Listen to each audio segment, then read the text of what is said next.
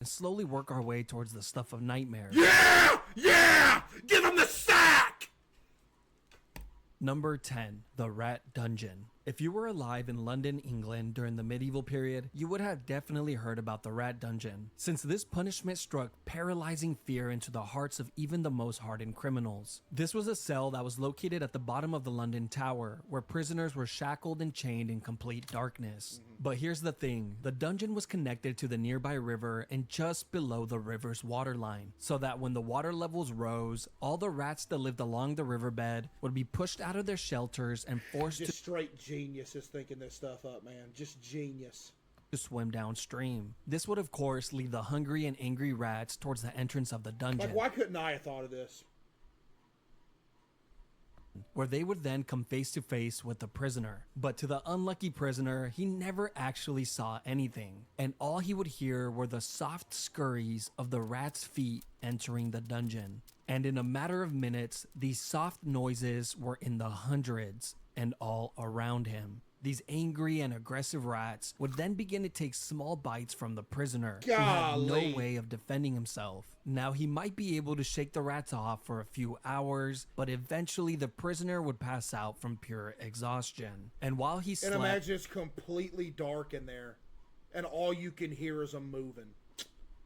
the rats would continue to take bites from his flesh. Eventually, when he would wake up, he would discover hundreds of bites throughout his entire body. But it didn't stop there. The prisoner was left here for days or weeks on end, depending on his crime. But towards the end of the medieval period, this form of punishment just got more and more deranged, eventually becoming a form of execution, where prisoners would just be thrown in the dungeon and forgotten about. Man. Number 9. The rack. This is Oh, the rack! That's a classic!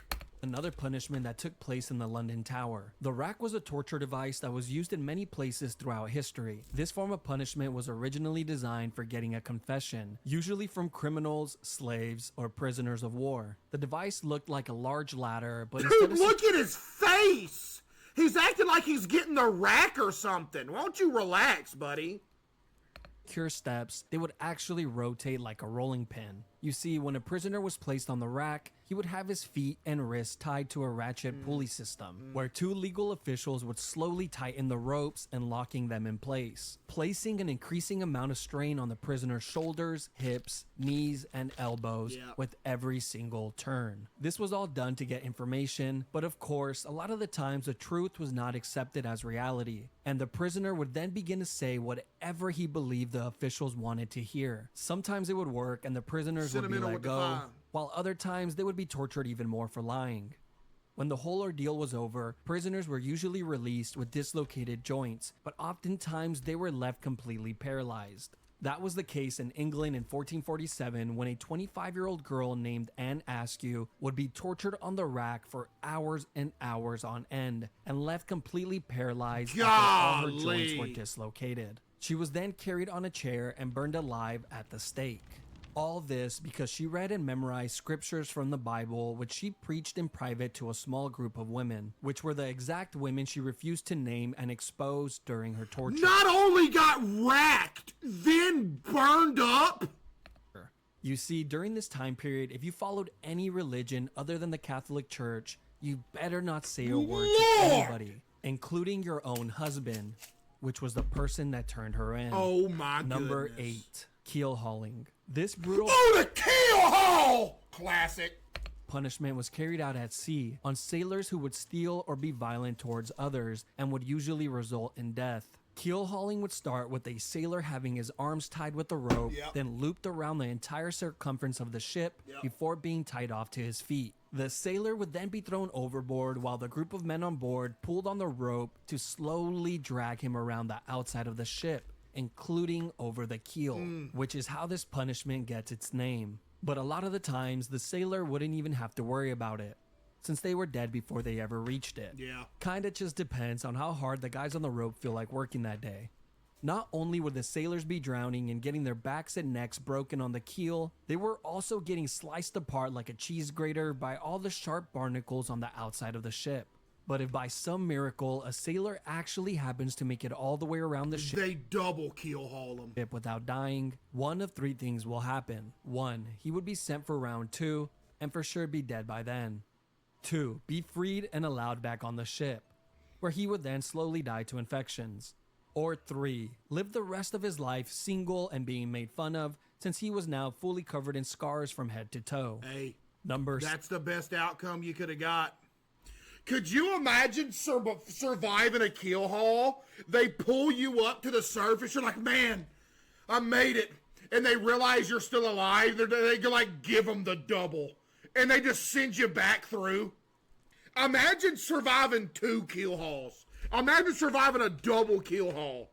7. Crushed by elephants. Now we are getting to the part of the list where living is no longer an option. This form of punishment has been used by many countries throughout history, but was most recently used by India in the 19th century, which is really not that long ago if you really think about it. Like, your great-grandma could have witnessed one of these. What type of crimes would you have to commit to be crushed by an elephant, you might ask? Well, apparently if you failed to pay your taxes, that was good enough. And of course, well, half of y'all would be getting the elephant's foot. Stealing or being an enemy soldier was also a great way to become a tortilla. But the most disturbing case in history was when the 4th Mughal Emperor of India ordered an enormous amount of criminals to be crushed to death in a single day, simply because he was bored and needed some entertainment. The guy who forgot to pay his taxes, crazy. Crushed. The man who stole an apple from the local market, crushed. The little orphan who jaywalked across the street, crushed. The man who murdered his neighbor and added his remains to a large pot of tomato soup, then fed that soup to his family and watched them eat it from the shadows with a creepy smirk on his face. He's alright. Apparently he makes a damn good soup. Few ways that this public execution goes down, but one thing always stays the same. There's always a guy on top of the elephant controlling its every move. And this was very intentional, as this was meant to showcase just how amazing the ruling class were. I mean, look at them. They can control an elephant. Now be impressed. The first method of execution was the one that you better pray for if this was going to be your fate. Here, the criminals would have their arms tied behind their back and their heads placed on a pedestal, where it was then crushed like a grape by the elephant's foot. Now, the second method is much more cruel. The criminal just run from the elephant? Buddy, they have you tied up! would be placed flat on the floor with their arms tied behind their backs. Then the elephants would be guided to walk over the person's body, and hopefully the criminal would die on the first go. But sometimes they just end up crushing a leg or an arm, so the elephant then has to make a U-turn and try again and again and again.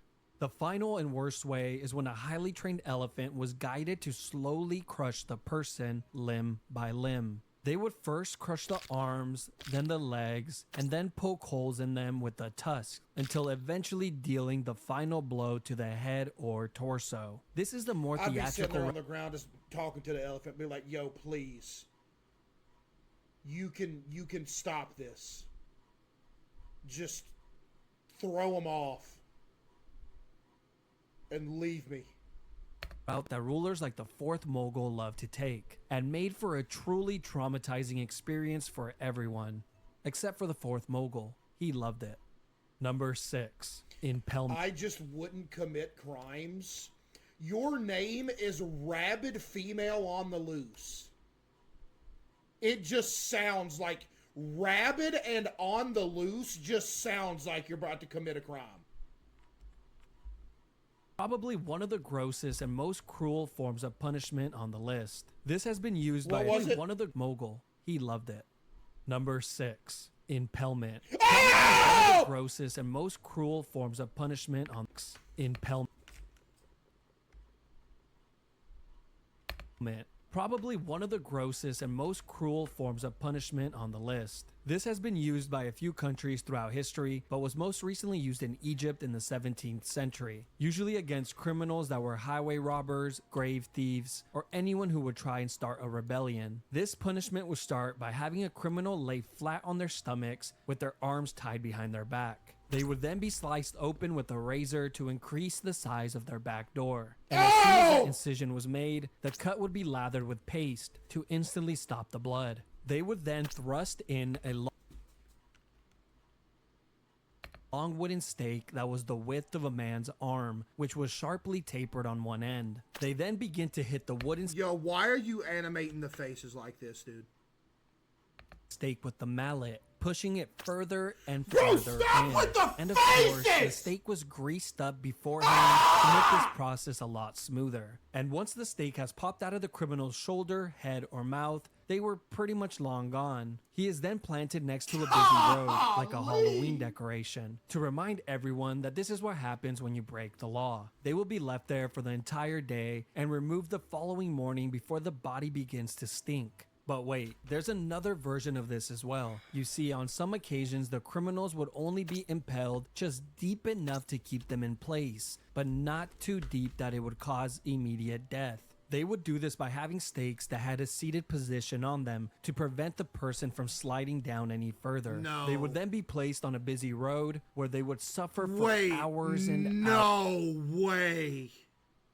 Imagine you're going to like the Dollar General and you walk by somebody. Oh man. Pleading to people walking by for help until eventually succumbing to their wounds. Number 5. Poena cullei. Poena cullei is Latin for penalty of the sack. And that's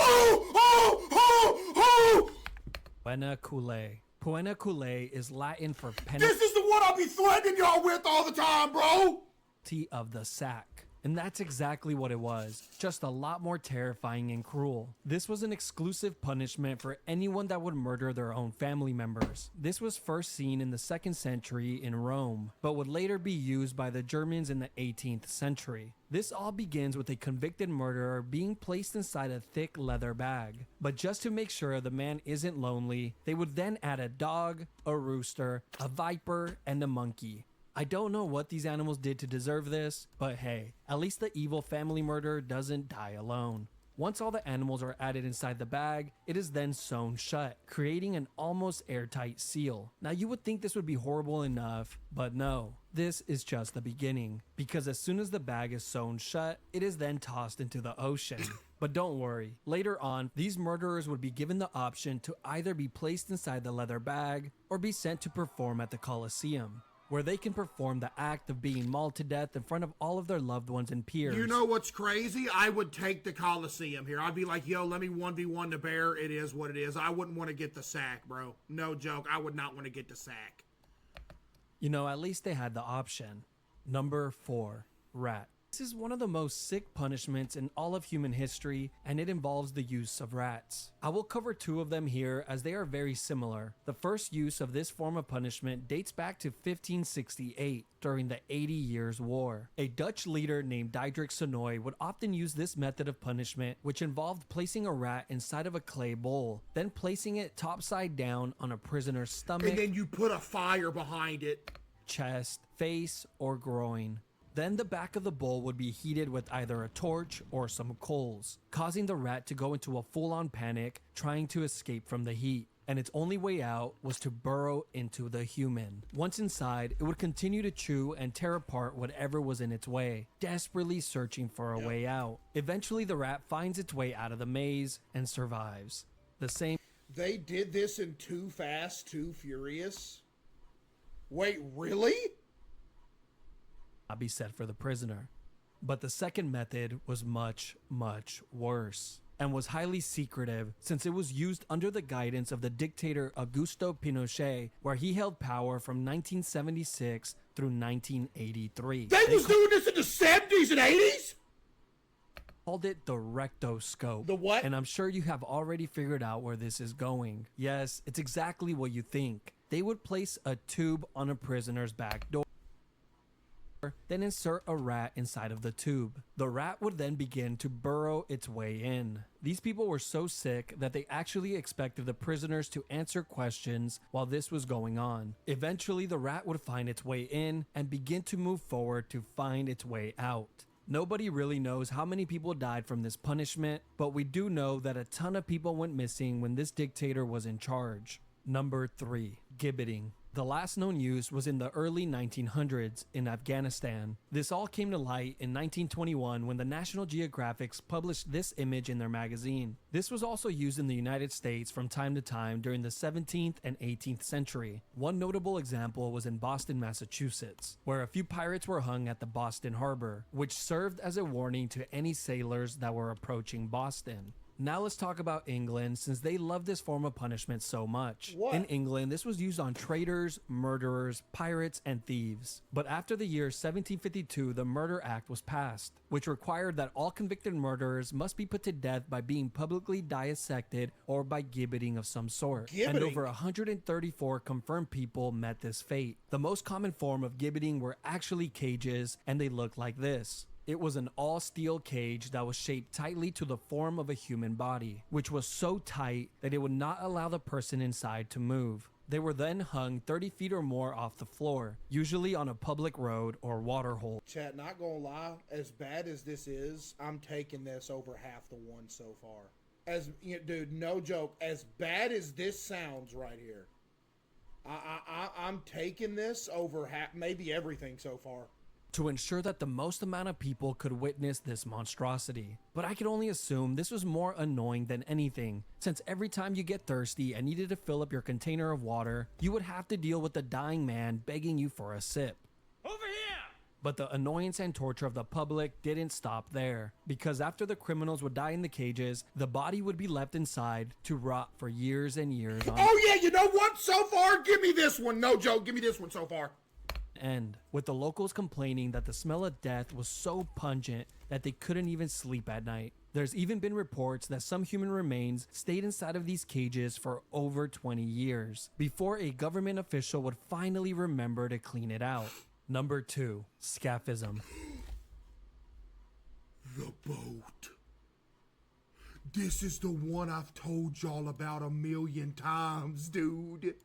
The boat. Remember I told y'all I'm gonna give y'all the boat?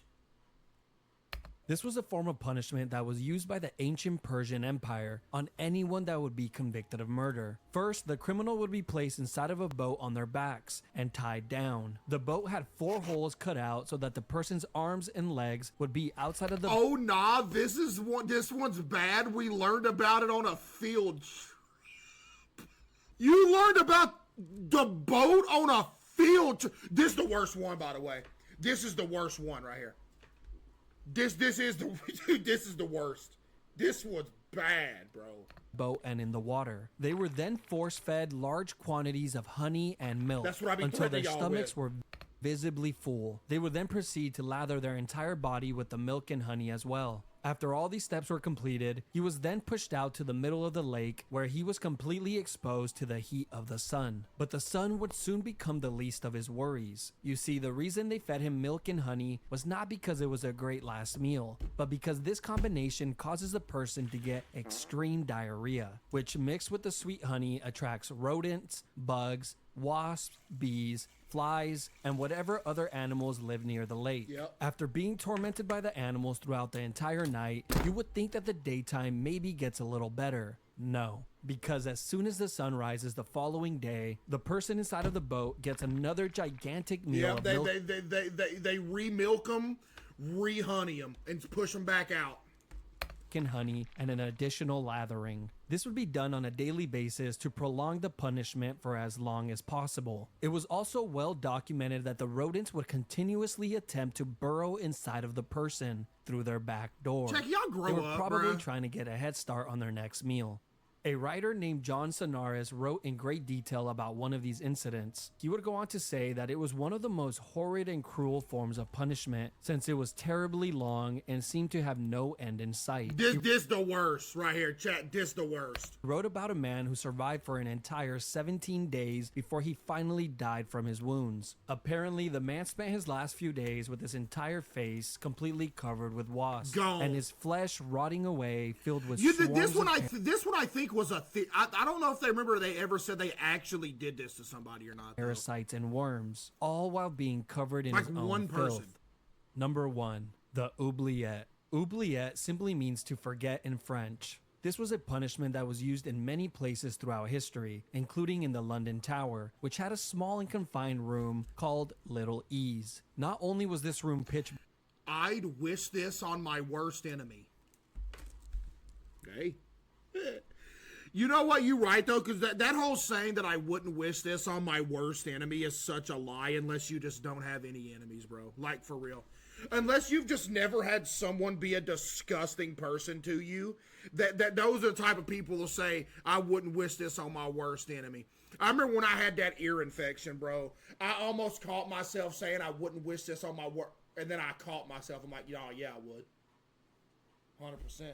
Black. It was also so small that prisoners could not sit, stand, or lay down while inside it, and they would be left in this uncomfortable position for days on end. One of the most famous oubliettes is not the one in the London Tower, but in the neighboring district of Warwick, inside of Warwick Castle. Here, deep underground in the castle's dungeons, is a very small and narrow cell, completely made of stone, which has a metal door to close it. You have too much hate. Buddy, go play League of Legends rank play and get back with me in a month. Shut. Prisoners were tossed inside of the cell and forgotten about, as the name implies. The prisoner would just have to sit there and wait for their inevitable death, which usually came in a few days from dehydration or starvation. Now, of course, a boat way worse, bruh.